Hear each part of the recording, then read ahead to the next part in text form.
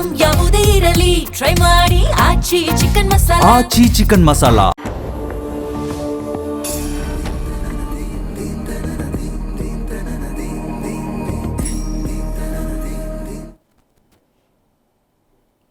ನಮಸ್ಕಾರ ವೀಕ್ಷಕರೇ, ಅಖಂಡ ಜ್ಯೋತಿಷ್ಯ ವಿಶೇಷ ಕಾರ್ಯಕ್ರಮಕ್ಕೆ ಸ್ವಾಗತ. ನಾನು ಚಂದನಾ ಹಿರೇಮಠ್. ವೀಕ್ಷಕರೇ, ನಮ್ಮ ಇವತ್ತಿನ ಕಾರ್ಯಕ್ರಮದಲ್ಲಿ ಶ್ರೀ ಪರಾಭವ ನಾಮ ಸಂವತ್ಸರದ ಮೇಷರಾಶಿಯ ಬಗ್ಗೆ ಹಾಗೆಯೇ ಈ ದಿನದ ವಿಶೇಷತೆಯ ಕುರಿತು ಮಾತನಾಡ್ತಾ ಹೋಗೋಣ. ಈ ಕುರಿತು ತಿಳಿಸಲು ನಮ್ಮೊಟ್ಟಿಗಿದ್ದಾರೆ ಖ್ಯಾತ ಜ್ಯೋತಿಷ್ಯರು, ಕಾಮಾಖ್ಯ ಪ್ರತ್ಯಂಗಿರ ಉಪಾಸಕರಾದ ಡಾಕ್ಟರ್ YSK ಆಚಾರ್ಯ ಗುರುಗಳು. ಗುರುಗಳೇ, ಕಾರ್ಯಕ್ರಮಕ್ಕೆ ಸ್ವಾಗತ. ನಮಸ್ಕಾರ. ಓಂ ಅಸ್ಮದ್ಗುರುಭ್ಯೋ ನಮಃ, ಅಸ್ಮತ್ ಪರಮಗುರುಭ್ಯೋ ನಮಃ, ಅಸ್ಮತ್ ಸರ್ವಗುರುಭ್ಯೋ ನಮಃ. ರೀಂ ಭುವನೇಶಿ ಮಹಾಮಾಯೆ ಸೂರ್ಯಮಂಡಲ ರೂಪಿಣಿ ನಮಾಮಿ ವರದಂ ಶುಭಂ ಕಾಮಾಖ್ಯಾರೂಪಿಣಿ ಶಿವೆ. ಐಂ ರೀಂ ಶ್ರೀಂ ಶ್ರೀಮಾತ್ರೇ ಲಲಿತಾಂಬಿಕಾಯೇ ನಮಃ. ಶ್ರೀ ವಿಷ್ಣುರೂಪಾಯ ನಮಃ ಶಂಕರಾಯ. ಗುರುಗಳೇ, ಮೊದಲಿಗೆ ಈ ದಿನದ ವಿಶೇಷತೆಯನ್ನು ತಿಳಿಸಿ. ಖಂಡಿತ. ಆದಿನಾರಾಯಣಂ ವಿಷ್ಣುಂ ಬ್ರಹ್ಮಾಣಾಂಚ ವಸಿಷ್ಠಕಂ ಶ್ರೀರಾಮಂ ಮಾರುತಿಂ ವಂದೇ ರಾಮದಾಸಂಚ ಶ್ರೀಧರಂ. ನಮಃಶಾಂತಾಯ ದಿವ್ಯಾಯ ಸತ್ಯಧರ್ಮಸ್ವರೂಪಿಣೇ ಸ್ವಾನಂದಾಮೃತ ತೃಪ್ತಾಯ ಶ್ರೀಧರಾಯ ನಮೋ ನಮಃ. ಸದ್ಗುರು ಶ್ರೀಧರ ಚರಣಾಭ್ಯಾಂ ನಮಃ. ಹರಿ ಓಂ. ಎಲ್ಲ ಆತ್ಮೀಯ ವೀಕ್ಷಕರಿಗೂ ಜೊತೆಗೆ ನನ್ನ ದೇಶದ ಅನ್ನದಾತರಾದ ಪ್ರತಿಯೊಬ್ಬ ರೈತ ಸನ್ಮಿತ್ರರಿಗೂ, ದೇಶವನ್ನು ಕಾಯುವ ಪ್ರತಿಯೊಬ್ಬ ಸೇವಾನಿರತರಾದಂಥ ಎಲ್ಲ ಸೈನಿಕರಿಗೂ, ಹಾಗೆ ದೇಶದ ಅಭ್ಯುದಯಕ್ಕೆ ತಮ್ಮದೇ ಆದಂಥ ಕೊಡುಗೆ ಕೊಡ್ತಾ ಇರತಕ್ಕಂಥ ಎಲ್ಲ ಚಾಲಕ ಸನ್ಮಿತ್ರರಿಗೂ ಅವರವರ ಎಲ್ಲ ಮನೋಕಾಮನೆಗಳನ್ನು ಸಿದ್ಧಿಸುವ ಹಾಗೆ ನನ್ನ ಆರಾಧ್ಯ ಮಾತೆಯಾದ ಮಾ ಕಾಮಾಖ್ಯ ಪ್ರತ್ಯಂಗಿರಾ ದೇವಿಯಲ್ಲಿ ಅನನ್ಯವಾಗಿ ಪ್ರಾರ್ಥಿಸಿ ಅವಳ ಅಡಿದಾವರಗಳಿಗೆ ವಂದಿಸಿ ಇವತ್ತಿನ ವಿಶೇಷತೆಯನ್ನು ನೋಡಿದಾಗ ಶ್ರೀ ಪರಾಭವನಾಮ ಸಂವತ್ಸರ 2 ದಿವಸ ಈ ಒಂದು ದಿನಕ್ಕೆ ನೋಡಿದಾಗ 2 ದಿವಸ ನಾವು ಆಲ್ರೆಡಿ ಕಳೆದಿದ್ದೀವಿ. ಪರಾಭವನಾಮ ಸಂವತ್ಸರ ಶುಕ್ಲ ಪಕ್ಷದ ದ್ವಿತೀಯ ತಿಥಿ, ಅದರಲ್ಲೂ ಕೂಡ ಉತ್ತರಾಯಣ ವಸಂತ ಋತುವಿನ ಚೈತ್ರ ಮಾಸ ಇರತಕ್ಕಂಥದ್ದು. ವಿಶೇಷವಾಗಿ ಈ 9 ದಿನಗಳ ಕಾಲ ನವರಾತ್ರಿ ಇರತಕ್ಕಂಥದ್ದಾಗಿದೆ.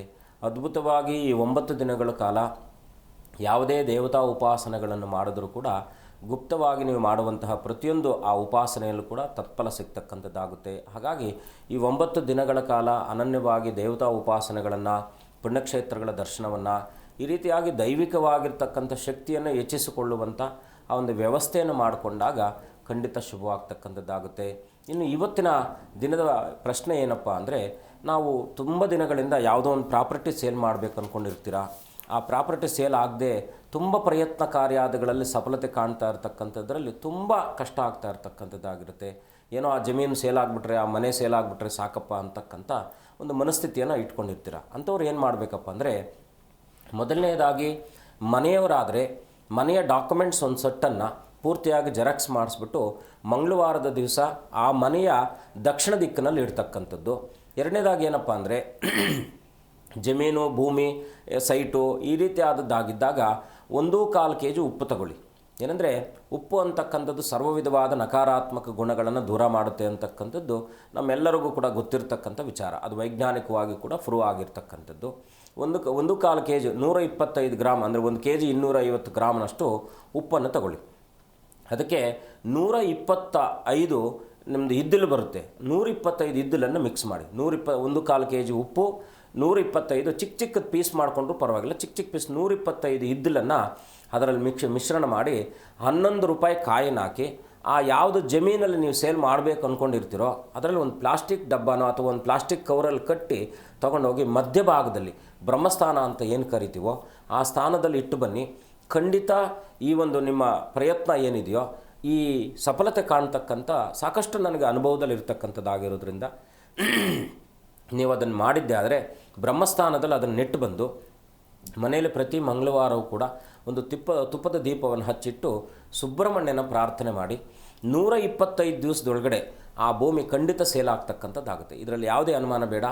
ಯಾವುದಾದ್ರೂ ಅಥವಾ ಅಲ್ಲೂ ಆಗಲಿಲ್ಲ ಅಂತ ಹೇಳಿದಾಗ ವೈಯಕ್ತಿಕವಾಗಿ ನೀವು ನಮ್ಮನ್ನು ಸಂದರ್ಶಿಸಿದಾಗ ಅದಕ್ಕೆ ನಾನು ಸೂಕ್ತವಾದ ಪರಿಹಾರ ಕೊಡ್ತೀನಿ. ಇದು ಸರ್ವೇ ಸಾಮಾನ್ಯವಾಗಿ 100ಕ್ಕೆ 70% ಫಲಿತಾಂಶ ಸಿಕ್ಕಿರ್ತಕ್ಕಂಥದ್ದಾಗಿದೆ. ಹಾಗಾಗಿ ಈ ಪ್ರಯತ್ನ ಮಾಡಿ. ಮನೆಗಾದರೂ ಕೂಡ ಅಷ್ಟೇ, ಮನೆಯ ದಕ್ಷಿಣ ದಿಕ್ಕಿನಲ್ಲಿ ಮುಖ್ಯವಾಗಿ ಡಾಕ್ಯುಮೆಂಟ್ಸ್ ಇಡೋದು, ಜೊತೆಗೆ ಇದನ್ನು ತೊಗೊಂಡೋಗಿ ಮನೆಯ ದಕ್ಷಿಣ ದಿಕ್ಕಿನಲ್ಲಿ ಯಾವುದಾದ್ರು ಕಿಜೋರಿಯಲ್ಲಿ ಇಟ್ಬಿಡೋದು. ಇದು ಇಟ್ಟಾಗ ಖಂಡಿತ ಸೇಲ್ ಆಗ್ತಕ್ಕಂಥದ್ದಾಗುತ್ತೆ. ಮಾಡಿ, ಒಳ್ಳೆಯದಾಗಲಿ. ಖಂಡಿತ ಗುರುಜಿ. ಇನ್ನು ಶ್ರೀ ಪರಾಭಾವ ನಮ್ಮ ಸಂವತ್ಸರ ಸ್ಟಾರ್ಟ್ ಆಗಿ 2 ದಿನಗಳ ಕಳೆದಿವೆ ಗುರುಜಿ. ಇನ್ನು ಶ್ರೀ ಪರಾಭಾವ ನಾಮ ಸಂವತ್ಸರದಲ್ಲಿ ಮೇಷರಾಶಿಯ ವಿಶೇಷತೆ ಏನು ಗುರುಜಿ? ಇಲ್ಲಿ ನಮಗೆ ದ್ವಾದಶ ರಾಶಿಗಳಲ್ಲಿ ಆಲ್ರೆಡಿ 2 ತಿಂಗಳ ಹಿಂದೆಯಿಂದನೇ ಎಲ್ಲ ಸೋಷಿಯಲ್ ಮೀಡಿಯಾದಲ್ಲಿ ರಾಶಿ ಫಲಗಳು ಬಂದುಬಿಟ್ಟಿದೆ.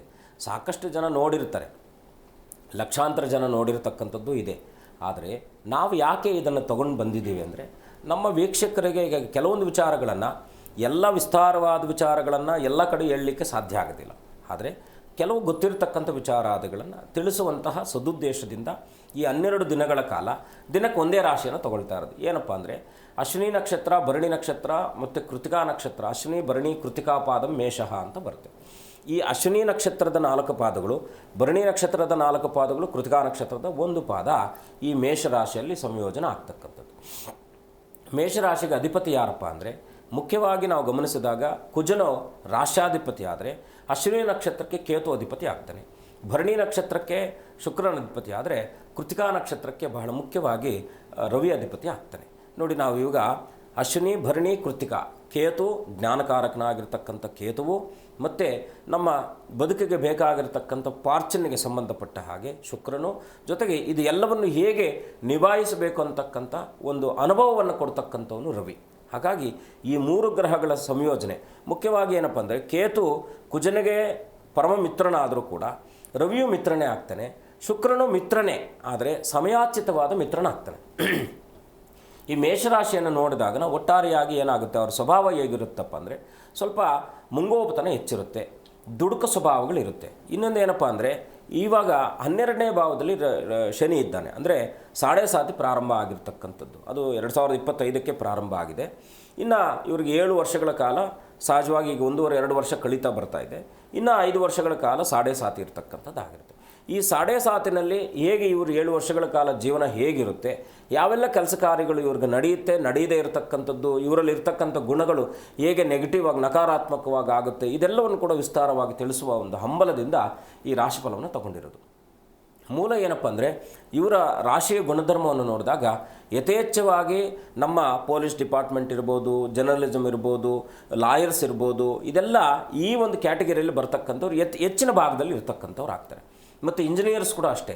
ಈ ಮೇಷರಾಶಿಯವರು ತುಂಬ, ಯಾಕೆಂದರೆ ಏನಾದರೂ ಸ್ವಾಸ್ಥ್ಯತೆಯನ್ನು ಕಂಡುಕೊಂಡು ಅದರಲ್ಲೊಂದು ವಿಭಿನ್ನತೆಯನ್ನು ತೋರಿಸ್ತಕ್ಕಂಥ ವ್ಯಕ್ತಿತ್ವಗಳನ್ನು ಮೇಷರಾಶಿಯವರು ಇಟ್ಕೊಂಡಿರ್ತಾರೆ. ಹಾಗಾಗಿ ಈ ಮೇಷರಾಶಿಯವರ ಒಟ್ಟಾರೆಯಾದ 2026ರ ಫಲ ಹೇಗಿದೆ, ಸಂತಾನಕ್ಕೆ ಸಂಬಂಧಪಟ್ಟಿದ್ದು, ಉದ್ಯೋಗ, ವ್ಯವಹಾರ, ಮದುವೆ ಅಂತಕ್ಕಂಥದ್ದನ್ನು ಇಷ್ಟು ವಿಚಾರಗಳನ್ನು ವಿಸ್ತಾರವಾಗಿ ತಿಳಿಸೋಣ ಅಂತಕ್ಕಂಥ ಉದ್ದೇಶದಿಂದ ಇದನ್ನು ತಂದಿರತಕ್ಕಂಥದ್ದಾಗಿದೆ.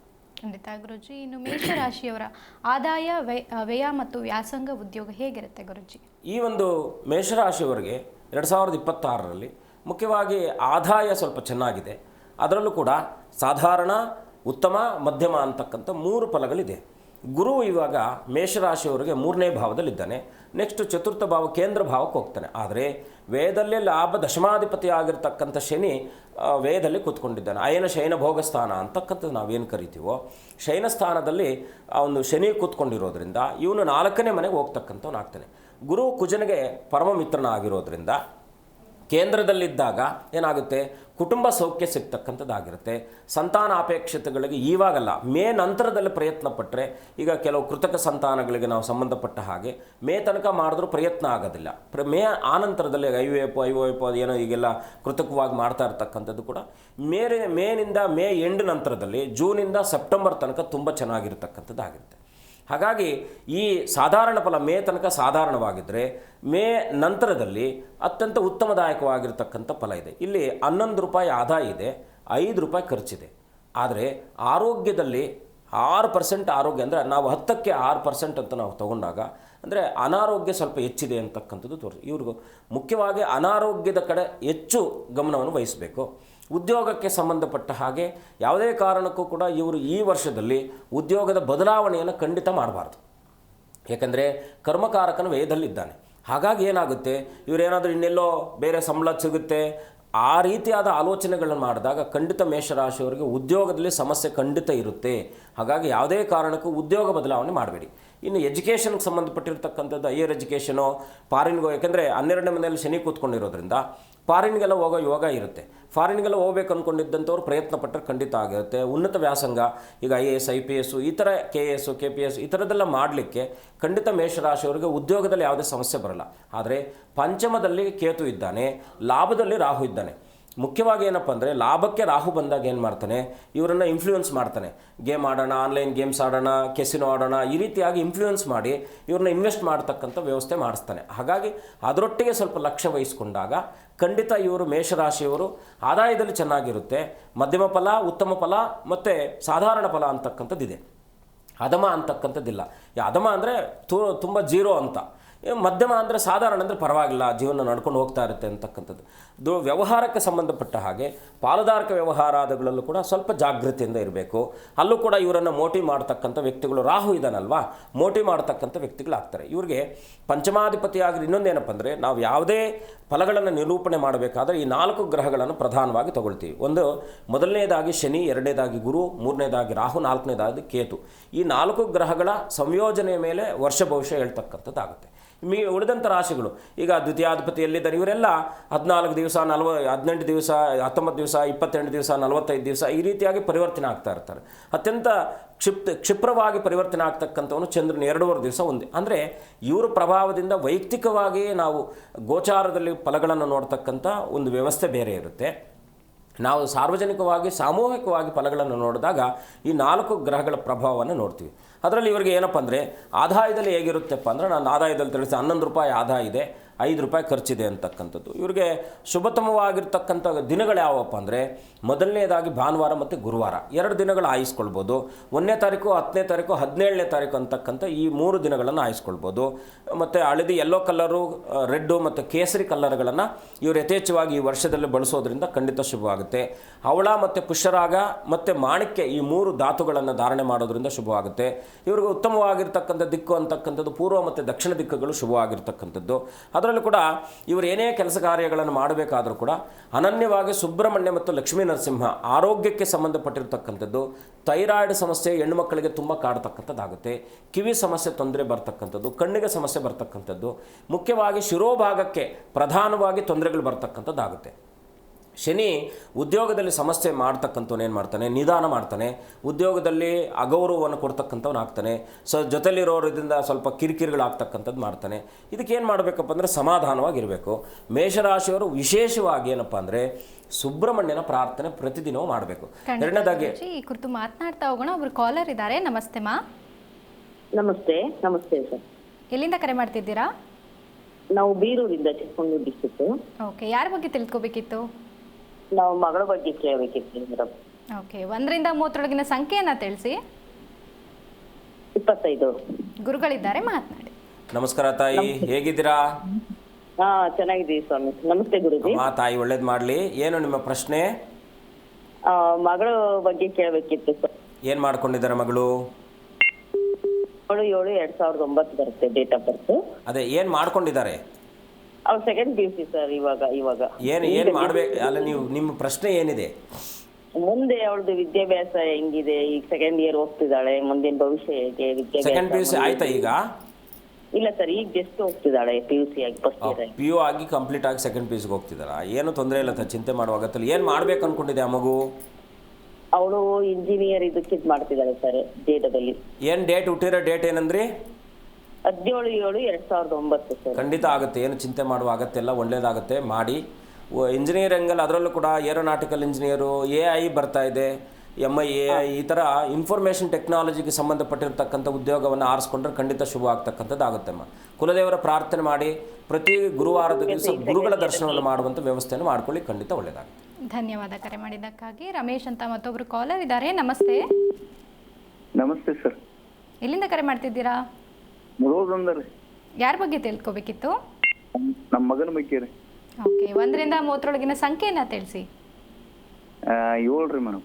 ಗುರುಗಳಿದ್ದಾರೆ, ಮಾತನಾಡಿ. ನಮಸ್ಕಾರ, ಹೇಗಿದ್ದೀರಾ? ಆರಾಮಿದೆ ಗುರುಜಿ. ಏನು ನಿಮ್ಮ ಪ್ರಶ್ನೆ? ತಾಯಿ ಒಳ್ಳೇದು ಮಾಡಲಿ. ನಮ್ಮ ಮಗನ ಬಗ್ಗೆ ಹೇಳ್ರಿ. ಏನು ಮಾಡ್ಕೊಂಡಿದ್ದಾರೆ ಮಗ? ಒಂದು ಡಿಗ್ರಿ ಫೈನಲ್ ಆಗೈತ್ರಿ.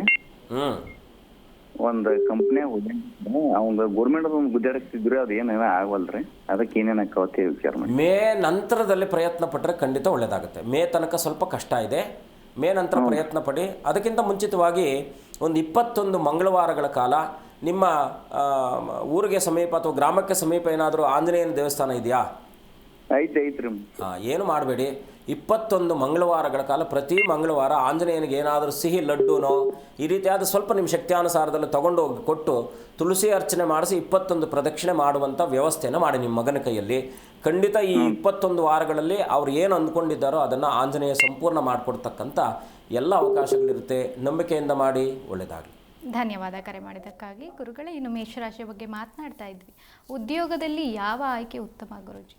ಇವ್ರಿಗೆ ಯಾಕೆಂದರೆ ಉದ್ಯೋಗ ಅಂತಕ್ಕಂಥದ್ದು ಈಗ ಇರ್ತಕ್ಕಂಥ ಉದ್ಯೋಗನ ಖಂಡಿತ ಯಾವುದೇ ಕಾರಣಕ್ಕೂ ಬಿಡಬಾರ್ದು. ಇದು ಮಾತ್ರ ನಾನು ಮ್ಯಾಂಡೇಟ್ರಿ ಮಾಡಿಟ್ಟಿರ್ತೀನಿ. ಯಾಕೆಂದರೆ ಬಿಟ್ಟರು ಅಂದರೆ ಇವ್ರು ಮತ್ತೆ ಇವಾಗ 1 ಲಕ್ಷ ಸಂಬಳ ತೊಗೊಳ್ತಾ ಇರ್ತಾರೆ ಅಂತ ಇಟ್ಕೊಳ್ಳೋಣ, 50,000, ಅದಕ್ಕಿಂತ ಸಮಭಾಗಕ್ಕೆ ಕೆಳಗಡೆ ಬಂದುಬಿಡ್ತಾರೆ ಅವರು. ಆವಾಗ ಯಾಕಂದರೆ ಇವ್ರಿಗೆ ಸ್ವಲ್ಪ ಏನಪ್ಪ ಅಂದರೆ ಇವರು ಮೂಡಿ ವ್ಯಕ್ತಿಗಳಾಗಿರ್ತಾರೆ.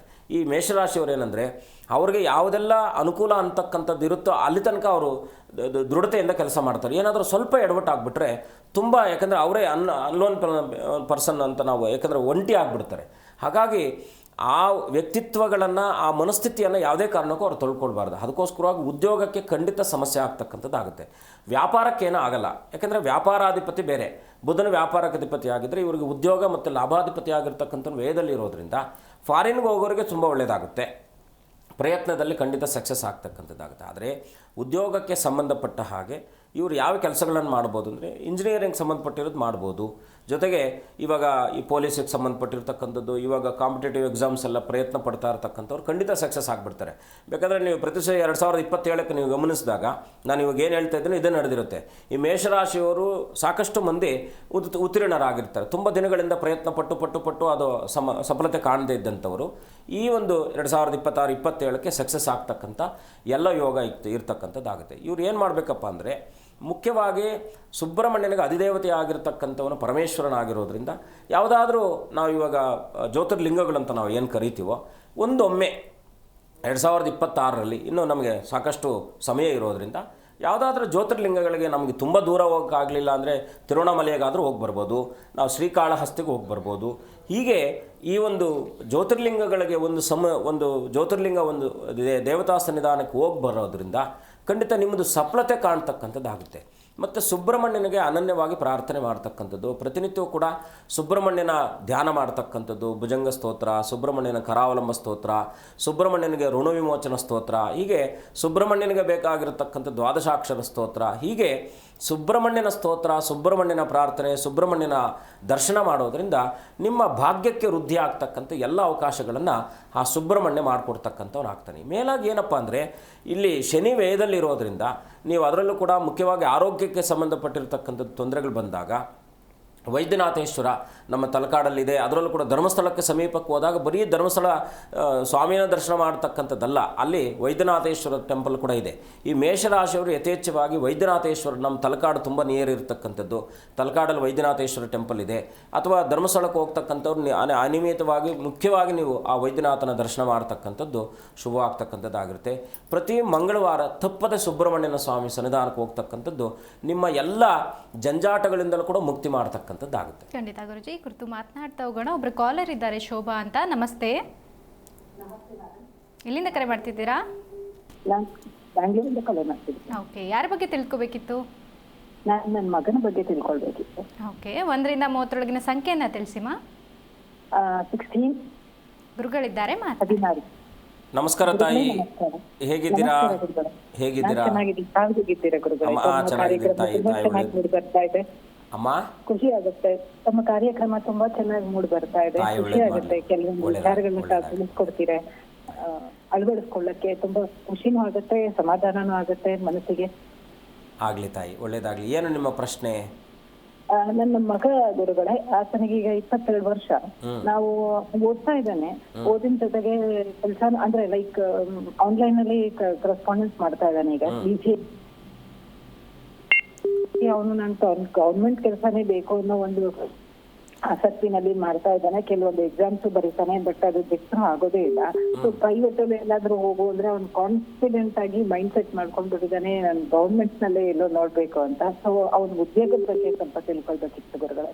ಅಮ್ಮ ಖಂಡಿತ ಒಂದು ಒಂದು ಉತ್ತಮವಾದ ಒಂದು ಏನಂದರೆ, ನಿಮಗೆ ಉಡುಪಿ ಶ್ರೀಕೃಷ್ಣ ಗೊತ್ತಲ್ವಾ? ಹೌದು, ನಿನ್ನೆ ತಾನೇ ಹೋಗಿ ಬಂದ್ವಿ ಗುರುಗಳೇ ಅಲ್ಲಿಗೆ. ಆಗಿದ್ರೆ ನಿಮ್ಮ ಕೆಲಸ ಆಗುತ್ತೆ, ಖಂಡಿತ ಗುರುಗಳೇ, ಆಗಿದ್ರೆ ನಿಮ್ಮ ಕೆಲಸ ಆಗುತ್ತೆ, ಚಿಂತೆ ಮಾಡುವ ಅಗತ್ಯನೇ ಇಲ್ಲ. ಖಂಡಿತ ಮೇನಂತರದಲ್ಲಿ ಒಳ್ಳೇದು ಆಗೇ ಆಗುತ್ತೆ. ಪ್ರಯತ್ನ ಕಾರ್ಯದಲ್ಲಿ ಸಫಲತೆ ಕಾಣುತ್ತೆ. 2 ತಿಂಗಳು 2.5 ತಿಂಗಳಲ್ಲಿ ಪ್ರಯತ್ನಕ್ಕೆ ನಿಮಗೆ ಸಫಲತೆ ಕಾಣ್ತಕ್ಕಂಥದ್ದಾಗಿರುತ್ತೆ. ತಾಯಿ ಅಮ್ಮ ಆತ ಬಿಸ್ನೆಸ್ ಮಾಡ್ಬೇಕು ಅನ್ನೋ ಒಂದು ಇಂಟ್ರೆಸ್ಟ್ ಇದೆ. ಅವನು ಕೆಲ್ಸಕ್ಕೆ ಹೋಗೋದ ಅಥವಾ ಬಿಸ್ನೆಸ್ ಮಾಡೋದ ಗುರುಗಳೇ? ಕೆಲಸಕ್ಕೆ ಹೋಗಲಿ, ಕೆಲಸಕ್ಕೆ ಹೋಗ್ಲಿ, ಕೆಲಸನೇ ಮಾಡೋದ್ರಿಂದ ಉತ್ತಮ. ಯಾಕಂದರೆ ಅವರು ಯಾವ ಆಲೋಚನೆಯಲ್ಲಿ ಸದೃಢತೆಯನ್ನು ಇಟ್ಕೊಂಡಿದ್ದಾರೋ ಅದರಲ್ಲೂ ಹೋಗೋದ್ರಿಂದ ಅವ್ರ ಜೀವನ ಸಂತೋಷವಾಗಿರುತ್ತೆ. ಒಂದು ಎರಡನೇದಾಗಿ ನೋಡಿ, ನಾನು ಕೃಷ್ಣ ಅಂತ ಆ ಸಮಯದಲ್ಲಿ ನೀವು ಆಲ್ರೆಡಿ ಹೋಗಿ ಬಂದಿದ್ದೀರಾ. ಖಂಡಿತ ನಿಮಗೆ ಅವನ ಅನುಗ್ರಹ ಇದೆ. ಈ ಕೃಷ್ಣ ಮುಂದೆ ಜಗದ್ಗುರು ಅಂತ, ಈ ಜಗತ್ತಿಗೆಲ್ಲ ಕೃಷ್ಣನೇ ಗುರು ಆಗಿರ್ತಾನೆ. ಹಾಗಾಗಿ ಆ ಗುರುವು ನಿಮ್ಮನ್ನು ಮುನ್ನಡೆಸುವಂಥ ಒಂದು ವ್ಯವಸ್ಥೆಯನ್ನು ಮಾಡಿಕೊಡ್ತಾನೆ. ಖಂಡಿತ ಒಳ್ಳೆಯದಾಗುತ್ತೆ. ಒಳ್ಳೆಯದಾಗಲಿ ತಾಯಿ. ಧನ್ಯವಾದ ಕರೆ ಮಾಡಿದ್ದಕ್ಕಾಗಿ. ಮತ್ತೊಬ್ಬರು ಕಾಲರ್ ಇದ್ದಾರೆ, ರಂಗಪ್ಪ ಅಂತ. ನಮಸ್ತೆ. ನಮಸ್ಕಾರ. ಎಲ್ಲಿಂದ ಕರೆ ಮಾಡ್ತಿದ್ದೀರಾ? ನಾವು ಇಲ್ಲಿ ಶಿವಮೊಗ್ಗ ಜಿಲ್ಲೆ ಸೊರಬ ತಾಲೂಕು. ಓಕೆ, ಯಾರ ಬಗ್ಗೆ ತಿಳ್ಕೊಬೇಕಿತ್ತು? ನಮ್ಮ ಮನೆ ಬಗ್ಗೆ, ನಮ್ಮ ಬಗ್ಗೆನ ತಿಳ್ಕೊಬೇಕಿತ್ತು. ಓಕೆ, 1ರಿಂದ 30 ಸಂಖ್ಯೆನ ತಿಳಿಸಿ ಸರ್. 15. ಹೇಳಿ. 15. ಓಕೆ, ಗುರುಗಳಿದ್ದಾರೆ, ಮಾತನಾಡಿ. ನಮಸ್ಕಾರ, ಹೇಗಿದ್ದೀರಾ? ನಮಸ್ಕಾರ ಸ್ವಾಮಿ. ಒಟ್ಟಾರೆ ಯಾಕೋ ಜೀವನದಲ್ಲಿ ಮನೆಯಲ್ಲಿ ಒಂಥರ ನಾನಾ ರೀತಿ ಸಮಸ್ಯೆ. ನಿಮ್ಮ ಮನೇಲಿ ಯಾರಾದರೂ ಹೆಣ್ಣು ಮಕ್ಕಳು ಏನಾದರೂ ಸಮಸ್ಯೆಯಿಂದ ಏನಾದರೂ ನಿಮ್ಮನ್ನು, ಅಂದರೆ ತುಂಬ ದಿನಗಳು ನರಳಿ ಏನಾದರೂ ಯಾರಾದರೂ ಹೆಣ್ಣು ಮಗು ತೀರೋಗಿರೋದಿದೆಯಾ? ಏನು ನಮ್ಮ ತಾಯಿಯರು ಸ್ವಲ್ಪ ಈ ಪಾರ್ಶ್ವ ಕಾಯಿಲೆದಿಂದ ಸ್ವಲ್ಪ ಇದಾಗಿದ್ರು. ನೀವೊಂದು ಕೆಲಸ ಮಾಡಿ, ಸ್ವಲ್ಪ ಅದೇ, ಯಾಕಂದರೆ ನಿಮಗೆ ಆ ಒಂದು ಪೂರ್ವಜರಿಂದ ದೊರಕಬೇಕಾದಂತಹ ಎಲ್ಲ ರೀತಿಯಾದ ಶುಭ ಫಲಗಳು ನಿಷ್ಫಲ ಆಗ್ತಾ ಇದೆ ಅಂತಕ್ಕಂಥದ್ದು ತೋರಿಸ್ತಾ ಇದೆ. ಗೋಕರ್ಣದಲ್ಲಿ ಒಂದೊಮ್ಮೆ ನೀವೆಲ್ಲರೂ ಕೂಡ ವರ್ಷಕ್ಕೆ ಒಂದೊಮ್ಮೆ ಹೋಗಿ ಕುಟುಂಬದವರೊಟ್ಟಿಗೆ ಸಂಪೂರ್ಣವಾಗಿ ನಿಮಗೇನು ಗೋಕರ್ಣ ಹತ್ರ ಆಗುತ್ತೆ, ಗೋಕರ್ಣದಲ್ಲಿ ಒಂದೊಮ್ಮೆ ನಿಮ್ಮ ತಾಯಿ ಸಲುವಾಗಿರ್ತಕ್ಕಂಥ ಒಂದು ಏನು ಕಾರ್ಯಾದಿಗಳಿದ್ದಾವೋ ಅದೆಲ್ಲ ಒಂದೊಮ್ಮೆ ನೆರವೇರಿಸ್ಕೊಂಡು ಬನ್ನಿ. ಓಕೆ, ಅಲ್ಲಿ ಏನಂದ್ರಿ ಸ್ವಾಮಿ? ಹೋಗ್ಬೇಕ್ರಿ. ಏನಂದ್ರಿ? ಯಾರ್ಯಾರು ಹೋಗ್ಬೇಕು ಗೋಕರ್ಣಕ್ಕೆ? ನಿಮ್ಮ ಕುಟುಂಬದ ನೀವು, ಯಾಕಂದ್ರೆ ಒಂದು ಕುಟುಂಬದಲ್ಲಿ ತುಂಬಾ ಅಣ್ಣ ತಮ್ಮಂದಿರೆಲ್ಲ ಇರ್ತಾರೆ, ಎಲ್ಲರೂ ಬಂದ್ರೆ ತುಂಬಾ ಒಳ್ಳೇದು. ಅಥವಾ ಆಗದೆ ಇದ್ದಾಗ ಗಂಡ ಹೆಂಡತಿ ಮಕ್ಕಳು ನೀವು ಹೋಗಿ ಒಂದೊಮ್ಮೆ ಗೋಕರ್ಣದಲ್ಲಿ ಹೋಗಿ ಒಂದು ಹಿರಿಯರ ಕಾರ್ಯಕ್ರಮಗಳೇನಿದ್ದಾವೋ ಪೂರ್ವಜರ ಕಾರ್ಯಕ್ರಮಗಳನ್ನು ನೆರವೇರಿಸ್ಕೊಂಡು ಬನ್ನಿ. ಖಂಡಿತ ಒಳ್ಳೆಯದಾಗುತ್ತೆ. ಅದರಲ್ಲೂ ಕೂಡ ಅಮಾವಾಸ್ಯೆ ದಿವಸ ಹೋಗಿ ಮಾಡಿಸ್ಕೊಂಡು ಬರೋದ್ರಿಂದ ಸುಸಂಪನ್ನವಾಗುತ್ತೆ. ಆ ನಂತರದಲ್ಲಿ ನಿಮಗೆಲ್ಲ ಕೆಲಸಗಳಲ್ಲೂ ಕೂಡ ಅಭ್ಯುದಯ ಆಗ್ತಕ್ಕಂಥದ್ದಾಗಿರುತ್ತೆ. ಆಮೇಲೆ ಏನು ಮಾಡಬೇಕಪ್ಪ ಅಂದರೆ, ಪ್ರತಿ 6 ತಿಂಗಳಿಗೊಮ್ಮೆ ಕುಟುಂಬದವರೊಟ್ಟಿಗೆ ಎಲ್ಲಾದರೂ ಹೋಗಿ ಸಮುದ್ರ ಸ್ನಾನವನ್ನು ಮಾಡ್ಕೊಂಡು ಬನ್ನಿ. ಪ್ರತಿ ಅಮಾವಾಸ್ಯೆ ದಿವಸ ಸ್ವಲ್ಪ ಕಾಗೆಗಳಿಗೋ ಪಕ್ಷಿಗಳಿಗೋ ಪ್ರಾಣಿಗಳಿಗೋ ಸ್ವಲ್ಪ ಊಟ ಇಡುವಂಥ ವ್ಯವಸ್ಥೆ ಮಾಡಿ. ಹೀಗೆ ಹಿರಿಯರನ್ನು ಪ್ರಾರ್ಥನೆ ಮಾಡೋದ್ರಿಂದ, ನಿಮ್ಮ ತಾಯಿಯವರ ಕಾರ್ಯಾದಿಗಳನ್ನು ಮಾಡೋದರಿಂದ ಖಂಡಿತ ಶುಭವಾಗುತ್ತೆ. ಎಲ್ಲ ರೀತಿಯಲ್ಲೂ ಅನುಕೂಲ ಆಗ್ತಕ್ಕಂಥದ್ದಾಗಿರುತ್ತೆ. ಮಾಡಿ, ಒಳ್ಳೆಯದಾಗಲಿ. ಧನ್ಯವಾದ ಕರೆ ಮಾಡಿದ್ದಕ್ಕಾಗಿ. ಗುರುಗಳೇ, ಇನ್ನು ಮೇಷರಾಶಿ ಬಗ್ಗೆ ಮಾತನಾಡ್ತಾ ಇದ್ವಿ. ಮೇಷರಾಶಿಯವರ ಆರೋಗ್ಯದಲ್ಲಿ ಶುಭ ಲಾಭಗಳೇನು ಗುರುಜಿ? ಮುಖ್ಯವಾಗಿ ಗಂಟಲಿಗೆ ಸಂಬಂಧಪಟ್ಟಂಥ ತೊಂದರೆ ಖಂಡಿತ ಇರುತ್ತೆ. ಆಮೇಲೆ ಕಿರಿಕಿರಿಗಳಾಗ್ತಾ ಇರ್ತಕ್ಕಂಥದ್ದಾಗಿರುತ್ತೆ. ಮುಖ್ಯವಾಗಿ ಏನಪ್ಪ ಅಂದರೆ, ಮೇಷರಾಶಿಯವರು ತುಂಬ ಸೆನ್ಸಿಟಿವ್ ಇರ್ತಾರೆ. ಏನಾದರೂ ಅಲರ್ಜಿ ಆಗಿಬಿಟ್ರೆ ಬೇಗ ಅದು ಸ್ಪ್ರೆಡ್ ಆಗತಕ್ಕಂಥದ್ದಾಗುತ್ತೆ. ಹಾಗಾಗಿ ಆರೋಗ್ಯಕ್ಕೆ ಪೂರಕವಾಗಿ ಇವರು ಯಾವುದೇ ಆಹಾರದಲ್ಲಿ ವ್ಯತ್ಯಾಸಗಳಾಗಬಾರ್ದು, ಮನಸ್ಸಿನ ಮೇಲೆ ಪ್ರಭಾವವನ್ನು ಬೀರ್ಕೊಳ್ಬಾರ್ದು. ಏಕೆಂದರೆ ಕರ್ಮಕಾರಕನಾಗಿರ್ತಕ್ಕಂಥ ಶನಿ ಹಿಂದೆ ಇದ್ದಾನೆ. ನಿದ್ದೆ ಡಿಸ್ಟರ್ಬ್ ಆಗ್ತಾ ಇರ್ತಾರೆ ಮೇಷರಾಶಿಯವರು. ಸುಮ್ಮನೆ ಯಾವುದೋ ಮೊಬೈಲ್ ನೋಡ್ಕೊಂಡು ಕಾಲಹರಣ ಮಾಡ್ತಾ ಇರ್ತಕ್ಕಂಥದ್ದು, ನಿದ್ದೆ ವಿಳಂಬ ಆಗ್ತಕ್ಕಂಥದ್ದಾಗುತ್ತೆ. ಇದೆಲ್ಲ ಏನಕ್ಕಪ್ಪ ಕಾರಣ ಅಂದರೆ, ನಾವು ಈಗ ಮುಖ್ಯವಾಗಿ 9 ಗ್ರಹಗಳಲ್ಲಿ 5 ಗ್ರಹಗಳನ್ನು ನಾವು ಯಾಕೆಂದರೆ ನಿಯಮಿತವಾಗಿ ಅದರ ಫಲಗಳನ್ನು ತಗೊಂಡಾಗ ಗೋಚಾರಕ್ಕೆ ಸಂಬಂಧಪಟ್ಟಿರ್ತಕ್ಕಂಥ ಈ 4 ಗ್ರಹಗಳಿದ್ದಾವ. ಯಾಕೆಂದರೆ ಲಾಭದಲ್ಲಿ 11ನೇ ಮನೆಯಲ್ಲಿ, ಮೇಷರಾಶಿಗೆ 11ನೇ ಮನೆಯಲ್ಲಿ ರಾಹು ಇರೋದ್ರಿಂದ ಅವನೇನು ಮಾಡ್ತಾನೆ, ಇವರನ್ನು ಕಿಚ್ಚಚ್ತಾನೆ. ಇವ್ರ ಮನಸ್ಸಲ್ಲಿ ಇಲ್ಲ, ನಾನು ಅಲ್ಲಿ ಹೋಗಿ ಅಲ್ಲಿ ಹೂಡಿಕೆಗಳು ಮಾಡಿಬಿಟ್ರೆ ನನಗೆ ಅಷ್ಟು ಲಾಭ ಬರುತ್ತೆ ಅಂದರೆ ಮೋಟಿವ್ ಮಾಡ್ತಾನೆ. ಅಂದರೆ ಅವನು, ನಾವು ಆಸೆ ಅಂತ ಏನು ಕರಿತೀವೋ, ಹೊಗೆ ಅಂತಕ್ಕಂಥದ್ದು ಏನೋ, ಅಂದರೆ ಹೊಗೆ ಯಾರಿಗೂ ಕಣ್ಣಿಗೆ ಕಾಣಲ್ಲ. ಈಗ ಆಕ್ಸಿಡೆಂಟ್ಗಳು ಹೇಗಾಗುತ್ತೆ, ಮಂಜು ಜಾಸ್ತಿ ಆದಾಗ ಮಂಜೆಲ್ಲ ಹೊಗೆ ಥರ ಕಾಣುತ್ತೆ, ಅದು ಆಕ್ಸಿಡೆಂಟ್ ಆಗ್ತಕ್ಕಂಥ. ಇವ್ರು ಯಾವಾಗ ಯಥೇಚ್ಛವಾಗಿ ದುರಾಸೆ ಪಡ್ತಕ್ಕಂಥ ಆ ಮನಸ್ಥಿತಿಯನ್ನು ಬೆಳೆಸ್ಕೊಳ್ತಾರೋ ಖಂಡಿತ ಲಾಸ್ ಆಗ್ತಕ್ಕಂಥವ್ರು ಆಗ್ತಾರೆ. ಎರಡನೇದಾಗಿ, ಬಡ್ಡಿ ವ್ಯವಹಾರನ ಯಾವುದೇ ಕಾರಣಕ್ಕೂ ಮಾಡಬಾರ್ದು ಇವರು. ಮಾಡ್ತಾ ಇದ್ದೀವಿ ಹಿಂದಿನ ದಿನ ಸುಮಾರು ದಿನಗಳಿಂದ ಮಾಡ್ಕೊಂಡು ಬರ್ತಾ ಇದ್ದೀವಿ ಅಂದರೆ ಅದು ಯಾವುದೋ ಅವ್ರ ಜನ್ಮಕ್ಕೆ ಅಂದರೆ ವೈಯಕ್ತಿಕ ಜಾತಕದಲ್ಲಿ ಅದರದ್ದು ಅನುಕೂಲ ಇರತಕ್ಕಂಥದ್ದಾಗಿರುತ್ತೆ. ಈ ಬಡ್ಡಿ ವ್ಯವಹಾರಕ್ಕೆ ಮೇಷರಾಶಿಯವರು ಹೋಯಿದ್ರು ಅಂದರೆ ಖಂಡಿತ ಇದರಲ್ಲಿ ಅವ್ರಿಗೆ ಲಾಭಕ್ಕಿಂತ ನಷ್ಟನೇ ಆಗ್ತಾ ಇರುತ್ತೆ. ಆಮೇಲೆ ಗೇಮ್ಗೆ ಹೋದ್ರು ಅಂತ ಇಟ್ಕೊಳ್ಳಿ, ಆನ್ಲೈನ್ ಗೇಮ್ ಹೋದು ಇದೆಲ್ಲ ಇದರಲ್ಲಿ ಏನಂದರೆ ಯಾವುದೋ ಒಂದು ಸಮಯದಲ್ಲಿ ಅವ್ರಿಗೆ ಬರ್ಬೋದು, 10 ಸಲ ಅವ್ರಿಗೆ ಕಳ್ಕೊಳ್ತಕ್ಕಂಥವ್ರು. ಈ ಎಚ್ಚರ ವಹಿಸಬೇಕಾಗಿರ್ತಕ್ಕಂಥದ್ದು ಈ ರಾಹುವಿನ ಇಂಪ್ಲುಯೆನ್ಸ್ಗೆ ಏನೆಲ್ಲ ಆಗುತ್ತೋ ಅದರಿಂದ ಅವರು ಮುಕ್ತಿಯನ್ನು ಪಡಿಬೇಕು. ಅದು ಪಡಿದೇ ಇದ್ದಾಗ ಖಂಡಿತ ಇವರು ನುಕ್ಸಾನ ಆಗ್ತಕ್ಕಂಥ ನಷ್ಟ ಆಗ್ತಕ್ಕಂಥದ್ದಾಗಿರುತ್ತೆ. ಮತ್ತು ವೈವಾಹಿಕ ಜೀವನಕ್ಕೆ ಈಗ ಮದುವೆಗೆ ಸಂಬಂಧಿತವಾಗಿ ನಾವು ನೋಡ್ತಾ ಇದ್ದೀವಿ, ಆಗ್ತಾನೇ ಇಲ್ಲ ಅಂದರೆ ಖಂಡಿತ ಈ ಮೇ ನಂತರದಲ್ಲಿ ಇವರಿಗೆ ಆಗಸ್ಟ್ ನವಂಬರದೊಳಗಡೆ ಮದುವೆ ಆಗ್ತಕ್ಕಂಥ ಎಲ್ಲವುಗಳಿರುತ್ತೆ. ಅಂದರೆ ಈಗ ಹುಡುಗಿ ಆಗಿರ್ಬೋದು ಹುಡುಗನ ಆಗಿರ್ಬೋದು ಸಕ್ಸಸ್ ರೇಟ್ ನೋಡಿದಾಗ ಒಳ್ಳೆಯದಾಗ್ತಕ್ಕಂಥದ್ದಾಗುತ್ತೆ. ಅದೇ ಸಮಯ ಸಂತಾನಕ್ಕೂ ಚೆನ್ನಾಗಿರ್ತಕ್ಕಂಥದ್ದು. ಈಗ ಗುರು 3ನೇ ಮನೆಯಿಂದ 4ನೇ ಚತುರ್ಥ ಭಾವಕ್ಕೆ ಹೋಗ್ತಾನೆ. ಆನಂತರ ಒಂದು 4 ತಿಂಗಳ ಕಾಲ ಪಂಚಮ ಭಾವಕ್ಕೆ ಹೋಗ್ತಾನೆ. ಸಿಂಹಕ್ಕೆ ಹೋದಾಗ ಇವರ ಬದುಕು ಅತ್ಯಂತ ಶುಭಪ್ರದವಾಗಿರುತ್ತೆ. ಸಾಲದಿಂದ ವಿಮೋಚನೆ ಅಂದರೆ ಋಣಮುಕ್ತರಾಗ್ತಾರೆ. ಆವಾಗ ಏನಾಗುತ್ತೆ, ಸಾಲದಿಂದ ಸಾಲ ತೀರಿಸುವಂತಹ ಶಕ್ತಿ ಅದಮ್ಯವಾಗಿ ಬೇರೆ ಏನೋ ಅವ್ರಿಗೆ ಅನುಕೂಲ ಆಗ್ತಕ್ಕಂಥದ್ದಾಗುತ್ತೆ. ಆದರೆ ಸಾಲ ತೀರಿಸ್ಬಿಟ್ಟು ಮತ್ತೆ ಸಾಲ ಮಾಡೋಕ್ಕೆ ಹೋದರೆ ಮೇಷರಾಶಿಯವರು ಇನ್ನೊಂದು ಘಂಟಾಘೋಷವಾಗಿ ನಾನು ಏನು ಹೇಳ್ತೀನಿ, ಯಾವ ಸಮಯ ತನಕ ಇವರಿಗೆ ಸಾಲ ಇರುತ್ತೋ ಅಲ್ಲಿ ತನಕ ಇವ್ರ ಶ್ರೇಯಸ್ ಕಡಿಮೆ ಇರುತ್ತೆ. ಯಾವಾಗ ಇವ್ರಿಗೆ ಸಾಲ ಇಲ್ಲಪ್ಪ ಅಂತಕ್ಕಂಥ ಮನಸ್ಥಿತಿಗೆ ಇವಾಗ ಯಾವಾಗ ಬರ್ತಾರೋ ಅಲ್ಲಿಂದ ಇವ್ರ ಅಭ್ಯುದಯ ಚೆನ್ನಾಗಾಗುತ್ತೆ. ಬೇಕಾದ್ರೆ ಈಗ ಭೂಮಿಗೆ ಸಂಬಂಧಪಟ್ಟಿರ್ತಕ್ಕಂಥವ್ರು ರಿಯಲ್ ಎಸ್ಟೇಟ್ ಇದೆಲ್ಲ ಕೂಡ ಇವ್ರು ಮಾಡ್ಬೋದು, ವ್ಯವಹಾರದಲ್ಲಿ ಮಾಡ್ತಾ ಇರ್ತಾರೆ ಅಂತ ಇಟ್ಕೊಳ್ಳಿ. ಅಲ್ಲೇ ಏನೋ ಮಾಡಿ ದೊಡ್ಡದಾಗಿ ಮನೆ ಕಟ್ಟೋಣ ಅಂತಕ್ಕಂಥ ಒಂದು ಆಲೋಚನೆಯಿಂದ ಇವ್ರಿಗೆ ಏನು ಮಾಡಬೇಕು, ಮೊದಲನೇದಾಗಿ ಇವರು ಒಂದು ಸ್ತುಪ್ತವಾದಂಥ ಒಂದು ಬದುಕನ್ನು ಹಾಕ್ಕೊಳ್ಬೇಕು, ಒಂದು ಲೈನಲ್ಲಿ ಹಾಕ್ಕೊಳ್ಬೇಕು. ಲೈನ್ ತಪ್ಪಬಾರ್ದು. ಇವರು ಯಾವುದೇ ಕಾರಣಕ್ಕೂ ಲೈನ್ ತಪ್ಪಿದ್ರೆ ಇವ್ರ ಬದುಕು ತುಂಬ ಡೋಲಾಯಮಾನವಾಗಿಬಿಡುತ್ತೆ. ಯಾಕಂದರೆ ನಾವು ತುಂಬ ಜನ ನೋಡಿದ್ದೀವಿ, ಮೇಷರಾಶಿಯವರು ತುಂಬ ಕಷ್ಟದಲ್ಲಿ ಹೋಗಿ ಮತ್ತೆ ಸಾಲದಲ್ಲಿ ಸಿಕ್ಕಾಕ್ಕೊಂಡು ಅವರು ಸಾಯಕ್ಕೆ ಹೋಗಿರ್ತಕ್ಕಂಥ ಉದಾಹರಣೆಗಳು ಕೂಡ ನನ್ನ ಹತ್ರ ಬಂದಿರತಕ್ಕಂಥದ್ದಿದೆ. ನಾನು ಮೊದಲನೇದಾಗಿ ಈ ಥರ ಏನಾದರೂ ಅವ್ರು ಯಾರೋ ಇನ್ನೊಬ್ಬರು ಅವ್ರ ಕಡೆಯಿಂದ ತೊಗೊಂಡು ಬಂದಾಗ ಯಾವ ರಾಶಿಯವರು ಅಂತ ಏನು ಹೆಸರು ಅಂತ ಕೇಳ್ತೀನಿ. ಆ ಹೆಸರು ಮೇಲೆ ನಿರ್ಧಾರ ಆಗಿಬಿಡ್ತೀವಿ. ಯಾಕಂದರೆ ಕೆಲವು ಸಂದರ್ಭಗಳಲ್ಲಿ ಮನುಷ್ಯನಿಗೆ ಮನೋಮಯ, ಪ್ರಾಣಮಯ, ಅನ್ನಮಯ ಅಂತಕ್ಕಂಥ ಆ ಒಂದು ಪಂಚಕೋಶಗಳೇನಿದ್ದಾವೋ ಮನಸ್ಸು ನಾವು ಏನು ಅಂದ್ಕೊಳ್ತೀವೋ ಅದು ನೆರವೇರ್ತಕ್ಕಂಥ ಶಕ್ತಿ ನಮಗೆ ಒಳಗಡೆಯಿಂದ ಬರ್ತಕ್ಕಂಥದ್ದಾಗುತ್ತೆ. ಹಾಗಾಗಿ ಎಷ್ಟು ಸಾಧ್ಯವಾಗುತ್ತೋ ಅಷ್ಟು ಇವರಿಗೆ ತಿಳುವಳಿಕೆ ಇರತಕ್ಕಂಥ ಬದುಕಿನಲ್ಲೇ ಬದುಕುವಂಥ ವ್ಯವಸ್ಥೆಯನ್ನು ಮಾಡ್ಕೊಳ್ಬೇಕು. ಇನ್ನೊಬ್ಬರ ಇನ್ಫ್ಲೂಯೆನ್ಸನ್ನು ಮಾಡ್ಕೊಳ್ಬಾರ್ದು. ಇನ್ನೊಬ್ಬರು ಏನೋ ಹೇಳ್ತಾ ಇದ್ದಾರೆ ಅದ್ರ ಬಗ್ಗೆ ನಾನು ಮಾಡ್ತೀನಿ ಅಂತಕ್ಕಂಥದ್ದು.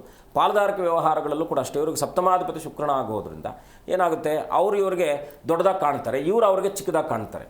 ಅದರಿಂದ ಏನು ಮಾಡಬೇಕು, ನೀವು ಆಲೋಚನೆ ಮಾಡಿ, ನಮ್ಮ ಬದುಕು ಈಗಿರಬೇಕು ಅಂತಕ್ಕಂಥದ್ದನ್ನು ಆಲೋಚನೆ ಮಾಡಿಕೊಂಡು ಅದರಲ್ಲೇ ನೀವು ಹೂಡಿಕೆಗಳನ್ನು ಮಾಡೋದ್ರಿಂದ ಖಂಡಿತ ಶುಭ ಆಗ್ತಕ್ಕಂಥದ್ದು. ಖಂಡಿತ ಗುರುಜಿ, ನಮ್ಮ ಇವತ್ತಿನ ಕಾರ್ಯಕ್ರಮದಲ್ಲಿ ಸಾಕಷ್ಟು ವಿಚಾರಗಳನ್ನು ತಿಳಿಸಿದ್ದೀರಾ. ಕಾರ್ಯಕ್ರಮಕ್ಕೆ ಆಗಮಿಸೋದಕ್ಕಾಗಿ ಧನ್ಯವಾದ ಗುರುಜಿ. ಶುಭಂ ಭೂಯಾತ್, ಲೋಕ ಸಮಸ್ತ ಸುಖಿನೋ ಭವಂತು. ನೋಡಿದಳ ವೀಕ್ಷಕರೇ, ನಮ್ಮ ಇವತ್ತಿನ ಕಾರ್ಯಕ್ರಮದಲ್ಲಿ ಗುರುಗಳು ಮೇಷರಾಶಿಯ ಬಗ್ಗೆ ಸಾಕಷ್ಟು ಮಾಹಿತಿಯನ್ನು ತಿಳಿಸಿದ್ದಾರೆ. ಇದಾಗಿತ್ತು ಈ ಹೊತ್ತಿನ ವಿಶೇಷ ಕಾರ್ಯಕ್ರಮ. ನೋಡ್ತಾ ಇರಿ ಜೀ ಕನ್ನಡ ನ್ಯೂಸ್, ಸತ್ಯವೇ ಸುದ್ದಿಯ ಜೀವಾಳ.